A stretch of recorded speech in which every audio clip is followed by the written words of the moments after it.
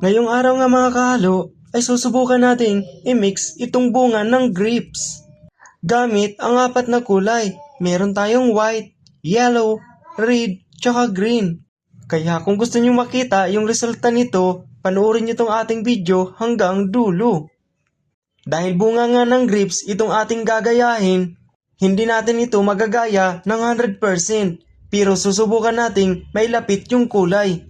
Habang minimix ko nga, napapaisip ako kung magagaya nga talaga natin yung kulay, dahil bunga nga ito ng grapes. Pero dahil wala namang masama kung susubukan, kaya susubukan natin.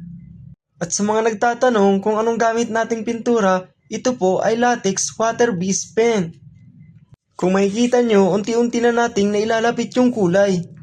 Kaya kung gusto nyo ng ganitong kulay, pwedeng-pwede nyo pitong gayahin. Bili lang kayo ng white at pangulay na yellow, red, tsaka green. At magagawa nyo na yung ganitong kulay. At sana may natutunan po kayo mga kahalo sa ating video. Kung nagustuhan mo tong ating video, pahingi naman ng isang follow dyan. Thank you for watching.